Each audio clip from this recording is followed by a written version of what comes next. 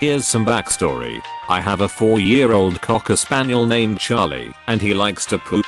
I'll let him out in my front garden every morning for his toilet routine. Same in the evening.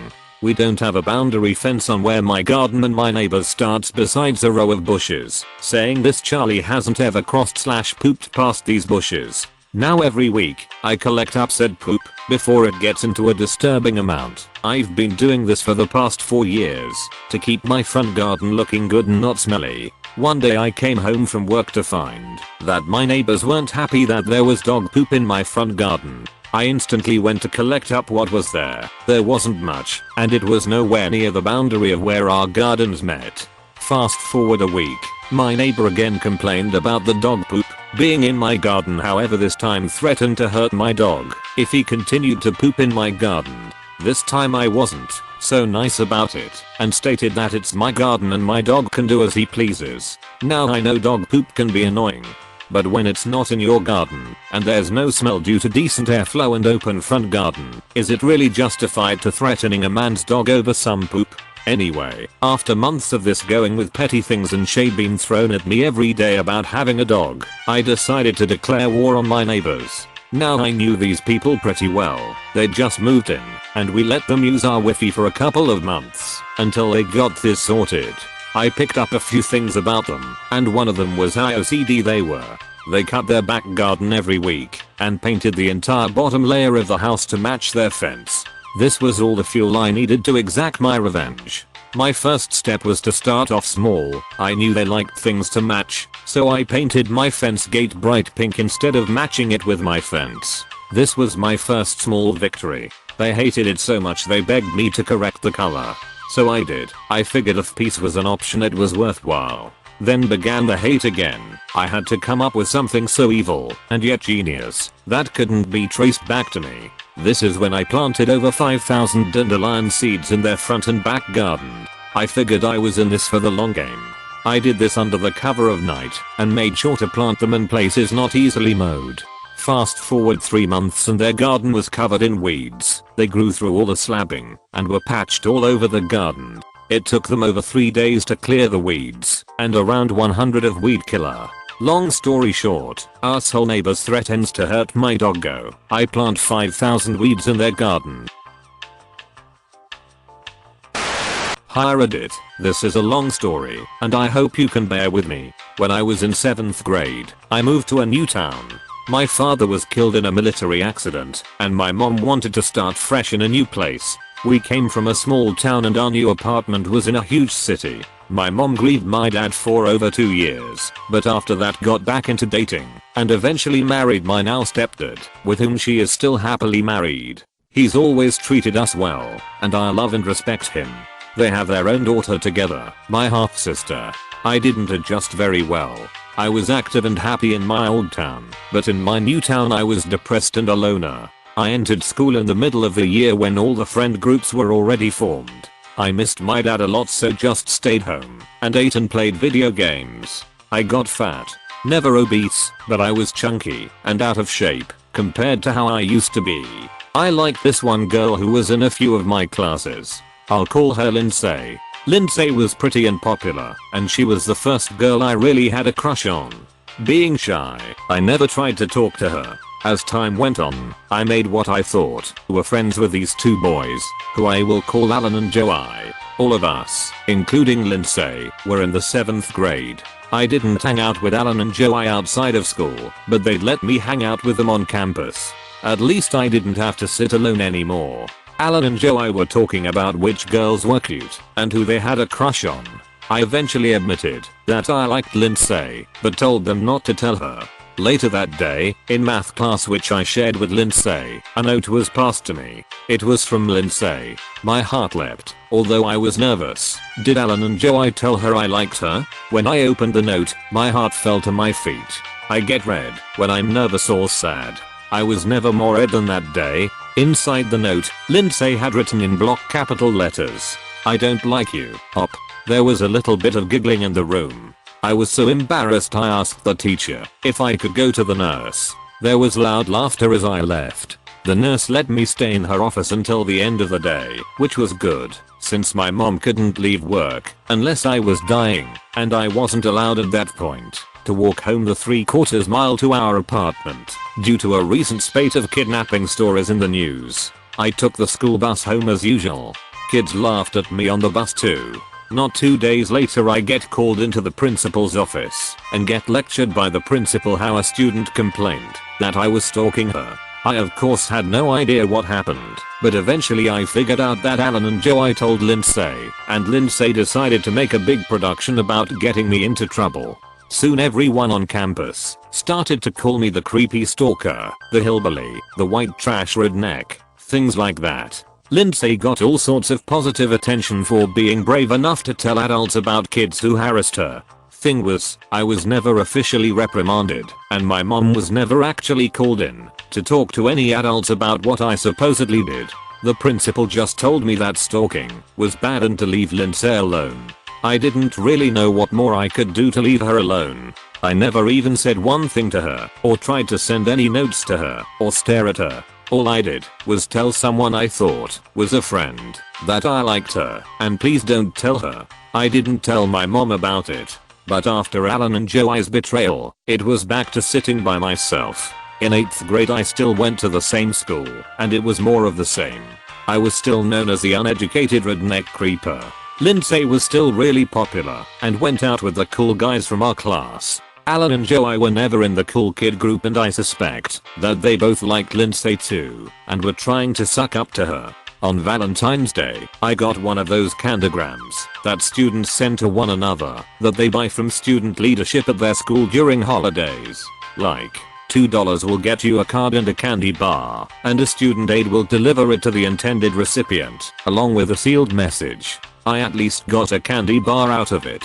The message wasn't so nice. It said, "Stop stalking me, freak. Thanks, Lindsay." By high school, I really hit my growth spurt and eventually grew to be 6'5". I eventually got quite skinny, so I began pumping a lot of iron starting in 10th grade. I became really ripped. Alan grew up to be a B*TCHY little runt, and he never messed with me again. Especially after Alan, the one who asked me who I had a crush on in 7th grade, was whispering something to someone in a class we had together in 11th grade, and looking at me and laughing. I said really loud, "Yo, Alan, you little, you have something to say, you say it to my face like a man. Don't go whispering like a little." Everyone laughed, and even the teacher didn't call me out or send me to the office. I think she was sick of the little punk too. I didn't really care to date in high school because, even though I was big and strong now, I was still awkward around girls. Joey actually came around, though. In 11th grade he approached me and apologized for how he treated me in middle school. He said that Alan was the one who told Lindsay that I liked her. He told me that Alan had a crush on Lindsay too and was trying to score points with her. I thanked him, and although we were never really friends after that in school, I wasn't mean to him, and he wasn't mean to me. We were fist bump acquaintances. Lindsay was still really popular in high school. Not quite as popular as in middle school, because in high school there was more hot girl competition. But she still held her own.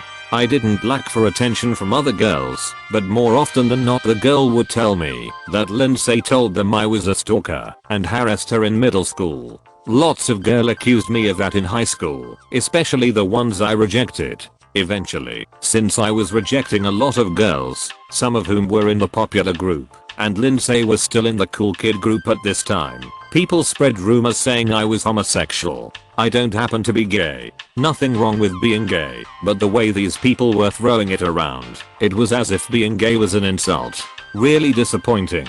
Considering this was a huge, progressive city, I might have thought such attitudes were common in my old hometown, but it was surprising. Here, I'd sometimes find notes in my locker calling me homophobic expletive. Of course, no one, especially any guys, would own up to it, because by this time I was huge, not just in height, but I was also really jacked. Side note about that. I asked the custodian, a really chill dude, especially if you slip him a 20, if I could look at the surveillance videos of the halls that he had on his office computer. It actually pinpointed who was putting notes in my locker. It wasn't Alan. I would have loved if it was Alan, because I would cave his face in.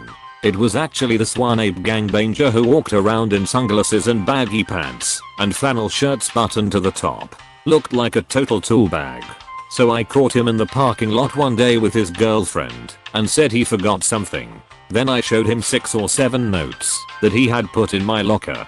He tried to act like he didn't know what I was talking about, but I slapped him in front of his girlfriend and said, next time I find a note in my locker I'm going to make you look like a weak in front of the whole school, not just your. I never got a note from him after that, but before he drove off like a deflated white Charlo balloon, he admitted that Lindsay and her crew were behind it. Nowadays, and especially if my kid were the victim, I'd want him or her to tell an adult, but back then I had this snitches get stitches mentality and decided to just suck it up.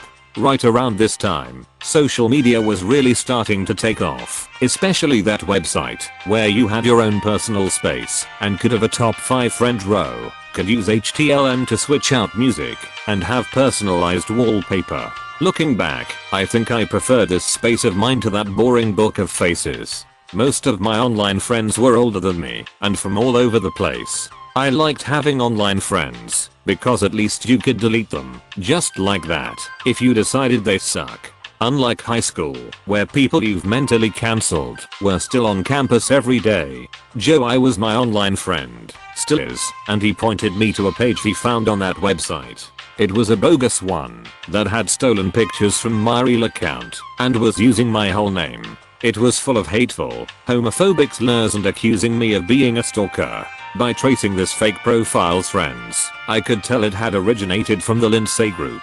I flagged the account, and it was soon taken down. To this day, I don't get why Lindsay found it so necessary to hate me so much that she had to try to ruin my middle and high school years just because I happened to like her a little bit in 7th grade. Anyway, in high school, I wasn't a loner anymore. I was on the basketball team and track team and swim team, so I had friends, but I was never in the very top tier popularity group. Lindsay was in that top group, though she was mostly one of the hangers-on of the most popular girls in school. Like, she was in that group, but was never Beyonce. And though I had my share of fun with girls in high school, never dated, just hooked up, I could never shake the reputation that I had stalked Lindsay. Well, I graduated and moved on. I went to college for accounting and eventually became a CPA. I still work out every day, and so I stayed in really good shape. I also continued to play sports in college, though I never had the desire or talent, really, to make it my profession. With the help of my awesome stepdad, who's an accountant too, we opened our own small financial service with 12 employees. We are doing alright. Eventually, a man comes in, looking for a job as an accountant. Lo and behold, it's Joey. Haven't seen him in years. Still looks the same, maybe a little bolder, but otherwise pretty good. We catch up, and since he's gone to school for accounting himself and has a good resume, we hire him. He does fine for a couple of years, and we've actually become good friends. We've put the past behind us. I went to his wedding.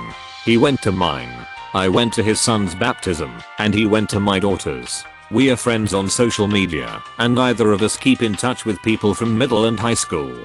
Bygones are bygones. And time passes. One day Joey asks me if I got a letter in the mail inviting us to our 10-year high school reunion. I tell him no, and remember that the school doesn't have any of my updated addresses, since my mom and stepdad moved a couple of times since I graduated, and anyway I don't live with them anymore. Joey is taking care of his sick mother, so his wife and child moved in with his mom in his childhood home. He shows me the letter. Typical stuff, except hey now. Lindsay is on the reunion committee. It has her email address and everything. I haven't thought about her in years. Since I'm in front of my computer, I look up her email address on FaceLibro, and it leads right to her, since her privacy settings are minimal. Her current photos don't do her any favors. She's aged badly. It looks like she had a couple of kids, and was married once, but is now a single mom, and sharing custody with her ex-husband. She gained a lot of weight, and doesn't look like she used to. Really, I wonder if it's even her. But the name matches up, and the school history matches up. I was thinking how lol it would be if her ex-husband was Alan, but it wasn't. Alan was on her friends list, though. Clicking on him, it doesn't look like he amounted to anything. Never attended college, but that's okay if he does other productive things. But he doesn't. It seems he washed out of the army and has worked a series of menial jobs and now lives in another state far away. Seems like he's obsessed with just smoking weed and trying to date teenagers these days. Per Lindsay, from her updates it looks like she is big on the dating scene but hasn't found Mr. Right, and it's frustrating her because she has so much to offer. Like her crushing student debt that she complains about in one post, for her super cool and useful almost degree in fashion design that she never quite earned because she fell in love and got married with some loser from high school, or how her children don't respect her in another post, or how she has several go gym funds just to raise the rent on her crap studio apartment, or her amazing, exciting career as a junior shift supervisor at that popular coffee shop, Galactic Bucks. Holy cow. I think life got my revenge on her, for me.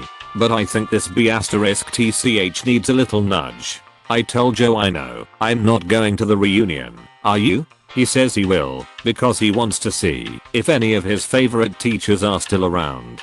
And he tells me, don't you want to show off to people how successful you are now? LOL.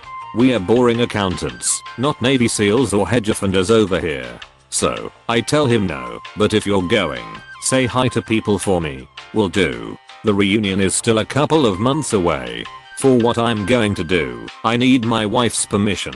After I explain how Lindsay treated me in middle and high school, about all the stalker and anti-gay stuff, my wife tells me, mid-breastfeed, to destroy, with prejudice, and in detail.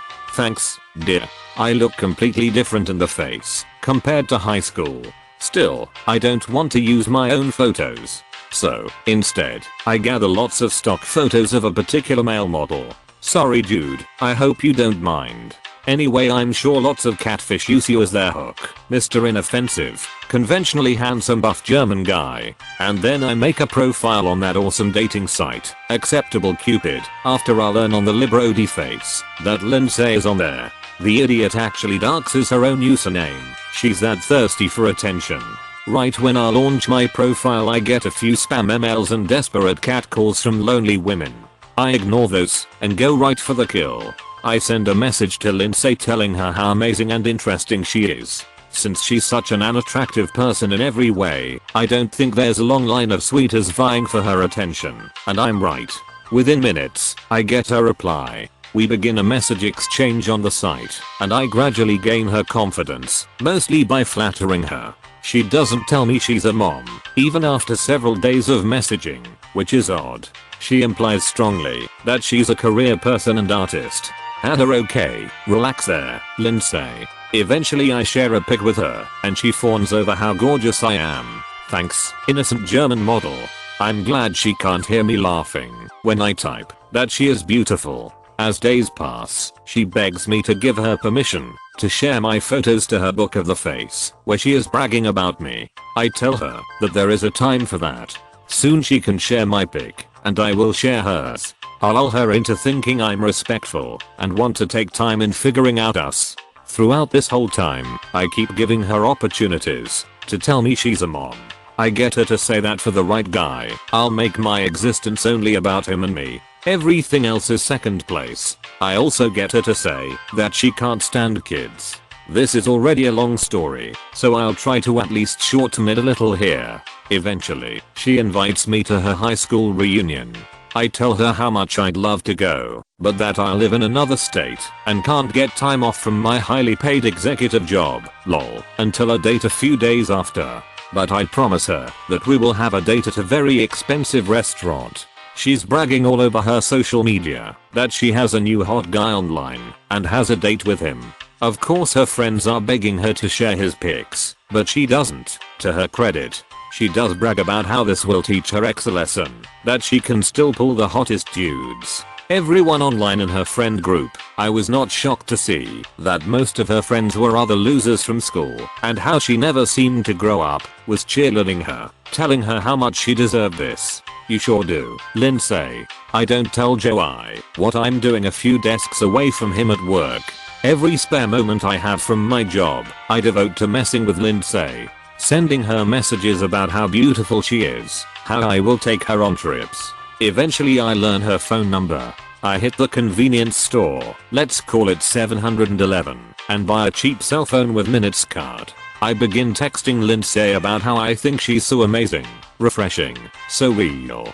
Just to see if she's still a hateful B word. I tell her about how during my online dating, sometimes guys will try to chat with me. She immediately laments how homophobic expletives need to stay away from straights. Okay, Lindsay, you're trash. I text her back that I don't mind when guys message me because I have my acceptable Cupid account set for friends in addition to romantic partners. She immediately backpedals when she sees that gay guys don't offend me. Whatever, Lindsay, I know what you are. Anyway, Joey goes to the reunion with his wife. His mother is ill, but well enough to watch his son for a few hours. The high school is about 20 miles from our place of business. Joey tells me that all the expected people were there. He was sad to learn that one of the popular teachers had passed away, but most of the others were still working there. He saw a lot of the former popular kids. He texted me some of their selfies together. Too bad Alan didn't make it.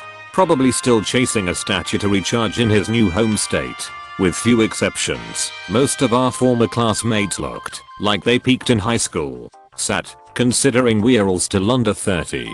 I didn't ask him about her or try to coach him on anything to say, but Joey told me that Lindsay, one of the officers in charge of the reunion committee, was bragging to everyone about this hot guy she was messaging online and how she had a date with him. According to Joey, people were marveling about how unbelievably handsome the guy was, like a model. I'm glad that Lindsay was never the sharpest tool in the shed. Otherwise a simple reverse image search would reveal that the photos were of a very famous European model. Joey told me that Lindsay was bragging about how the guy online was in love with her and how they had a date next week and how he was a rich CEO of some mysterious, never named company. Joey told me that a lot of the girls were encouraging Lindsay to marry him and his money. Although I appreciated Joey's updates, they weren't actually necessary, since Lindsay flooded her book of the face with tons of photos from that night, as did her crappy friends. Eventually I spoke to Lindsay on the phone. Amazing. In middle school and high school, I never once really talked to her. I only told one D***CKBAG in 7th grade that I liked Lindsay, and after that, it was all just gossip and rumors that she started. This was the first time I really heard her voice, and I wasn't even me, I was hair douche model. She told me how sexy my voice was. Really, Lindsay? Because I was pinching my nose and trying to sound different, not that she knew what I sounded like for real anyway. I told her I couldn't wait for our date and told her which restaurant it would be. I also told her I was staying at a certain 5-star hotel. I said that we could go there after dinner, which is of course polite talk for we will F***CK on date number 1. I made sure this particular exchange was on the acceptable Cupid site. I could tell she was falling hard for me, especially the way she plastered her social media with updates on her dream boat. Hey, Lindsay, you've got 2 kids and you never post anything about them on social media. Are you ashamed of your children? Meanwhile she's telling the world she's going to F***CK some stranger she's never met. Lindsay, a truly trash human. Over the following few days she never did own up to having kids, but she did admit she worked at Spasserbucks Coffee as a side thing, for fun in addition to all of the art she said she did, and having her own business. I assume she's talking about her online store at Threats Eye that she brags about on the book of mugshots where she sells really crappy beaded jewelry that only drunk ravers might find appealing. By this time she's given me her full name and I've given her my made up name. She says that her job at Luna Bucks is a total joke, her coworkers are idiots, her manager is mentally deficient, and that she often takes home pastries at the end of the night, supposedly to give to the poor. Now, Lindsay, I've seen your pics. You clearly be eating them scones personally. According to Lindsay, she's supposed to mark out expired pastries and dispose of them for various city code reasons. But she goes all SJW with me and tells me that why should all that perfectly good food go to waste? It's truly an evil company. Yeah, whatever Lindsay, you racist, elitist homophobe. Anyway, fast forward to our date. The restaurant is only a couple of miles from my business, and I scheduled our date for shortly after we closed for the evening. I scheduled everything in such a way that I wouldn't miss my wife's famous lasagna later for dinner. I parked not far from the window, in a parking lot adjacent from the restaurant. I couldn't park at the restaurant itself, as it was an extremely expensive place that had valet parking only. As scheduled, I see Lindsay waddle into the front door, coming out of her idisha. I had instructed her to give her name to the host and be seated at a specific table. I happen to know, because she said so on the libro of the face, that she was ashamed of her beat up 2001 Chevy Cavalier. I assume she expected her hot date to drive her home after an amazing night of what I can only assume is with her vomit-inducing and malodorous lovemaking. I told her I would be arriving in a Maserati. I see her sit at the table I arranged earlier. I see her playing with her phone, probably bragging about our dates to whoever. After 20 minutes of stringing her along, I see my courier arrive on a red Vespa, just as he told me he would. The courier I scheduled to arrive at a certain time, 20 minutes after Lindsay's arrival. He wouldn't bring the item unless I texted the go-ahead, which I did. He texted me, "Here," and I saw him take the bear out of his backpack. His task was to ride to a certain gift store I never really frequented and pick up a small, stuffed bear whose arms could surround anything from a bouquet of roses to a box of candy to an envelope with $1 million check in it. The courier was then supposed to bring the bear to the restaurant host. The host would then of course bring the bear to Lindsay. The courier handed the bear to the host. I didn't see the handoff because that part of the restaurant was out of my vision, but I did see the courier right away after I received a text saying done. I did see the host give the bear to Lindsay, which was the important part. I was parked close enough to see her face as she read the note I had typed and placed inside the envelope I had the bear holding next to a fancy chocolate bar. "I don't like you, Lindsay." Her face. OMG. She looked like she was going to die right there. I received a WTF text from her. I started driving home. Text after confused text. 20 or more. She never knows when to drop it. Finally, I pull into my driveway. Wife and daughter at home. I hear their laughter. The good kind. I smell the lasagna, and my wife kisses me. She asks me if I had a good day. I tell her yes, most definitely, and then, before I take the phone's battery out and break the cell phone into 100 pieces before throwing it in the garbage, I send Lindsay one more text. "Stop stalking me, freak." The next day, I couldn't help it. I looked at Lindsay's social media, set to private. I'm wondering if her narcissistic ass knew that it was me that played her, especially since the mascot for our middle and high schools was a bear that didn't look too different from the stuffed one I had given her. I don't really care. All I know is that now I have closure, especially after I sent the screen captures of our Alrighty Cupid messages, my own username and fake photo blocked out, to CPS, where Lindsay bragged about hating kids and told me what she thought about being a mom, and said she was going to be screwing a strange man on the first day meeting him. Maybe ex-hubby will get